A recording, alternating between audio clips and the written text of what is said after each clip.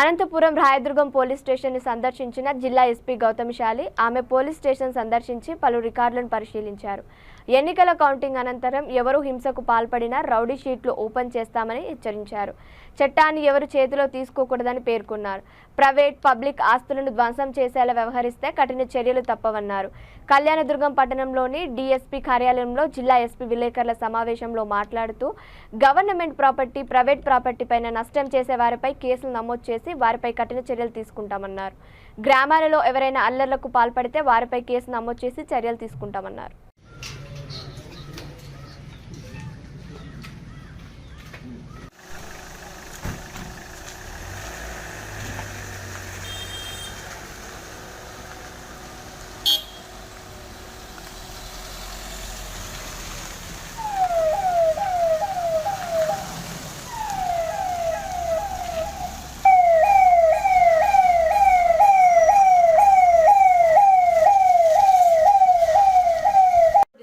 ప్రశాంతంగా ముగిసిందండి.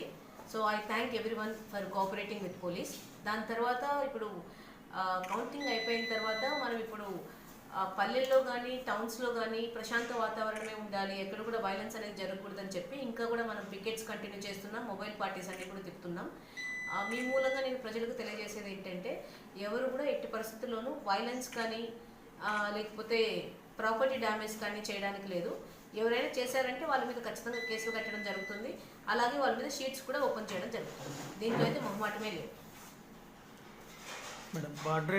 అన్నీ కూడా మనకి ఉన్న ఫోర్స్ అంతా కూడా మనం పోలీస్, ప్రజలు కావచ్చు, అక్కడున్న అఫీషియల్స్, రాజకీయ పార్టీకి సంబంధించిన నేతలు, కౌంటింగ్ ఏజెంట్స్ అందరూ ప్రతి ఒక్కరూ సహకరించారు. కాబట్టి ఎటువంటి ఇన్సిడెంట్ కౌంటింగ్ సెంటర్లో లేకుండా ప్రశాంతంగా ముగించుకోగలిగాం. So my thanks to everyone. And దాని తర్వాత ఇప్పుడు మనకి కౌంటింగ్ ముగిసిన తర్వాత మన ప్రణాళిక ఎలా ఉంటుంది అన్న దాన్ని బట్టి ఒక ప్రణాళిక సిద్ధం చేసుకోవడం జరిగింది. అందులో భాగంగా ఇంకా మనం సెన్సిటివ్ ఏరియాస్లో పికెట్స్ని పెట్టడం జరుగుతుంది. అలాగే మొబైల్ పికెట్స్ని తిప్పడం జరుగుతుంది. మొబైల్ పార్టీస్ కూడా జరుగుతున్నాయి. అండ్ ఇంపార్టెంట్ ఏరియాస్లో మనం ఇంకా ఏపీఎస్పీని పెట్టడం జరిగింది. అలాగే మన ర్యాపిడ్ యాక్షన్ ఫోర్స్ కూడా ఉంది. సో ఈ ప్రతి ఒక్క ఎక్కడైతే సెన్సిటివ్ ఉన్నాయో అన్ని ప్లేసెస్లో ఇవి పెడుతున్నాం. అండ్ రికార్డ్ అయిన ప్రతి ఒక్క సమస్యని, అంటే చిన్నది కావచ్చు, యాప్ నెమ్మదిగా తోసుకోవడం కావచ్చు, లేకపోతే ఏదైనా డ్యామేజ్ ఆఫ్ ప్రాపర్టీ కావచ్చు, లేకపోతే కొట్టుకోవడం కావచ్చు, ఏదైనా కూడా ప్రతి ఒక్క ఇన్సిడెంట్ని మనం ఎఫ్ఐఆర్ రూపంలో పెడుతున్నాం. ఒకవేళ అవి నాన్ కాగ్నిజబుల్ అయినా కూడా కోర్టుకి పర్మిషన్ పెట్టి కూడా మళ్ళీ అవి రిజిస్టర్ చేస్తున్నాం. అండ్ దీని పరంగా నేను మీకు చెప్పాల్సింది ఏంటంటే ఎవరిని చట్టాన్ని చేతిలోకి తీసుకుని వదిలిపెట్టారు. Okay, irrespective of any party. So ఎవరైతే ఈ బాడీలీ అఫెన్సెస్లో ఇన్వాల్వ్ అయ్యింది, ఇంకా ప్రాపర్టీస్ డ్యామేజ్ చేస్తారో వాళ్ళందరి మీద కూడా షీట్స్ ఓపెన్ చేయడం జరుగుతుంది. కేసెస్ అయితే తప్పకుండా కట్టేస్తున్నాం, దాంట్లో ఇంకా మొహమాటం ఏం లేదు. It will not stop at cases.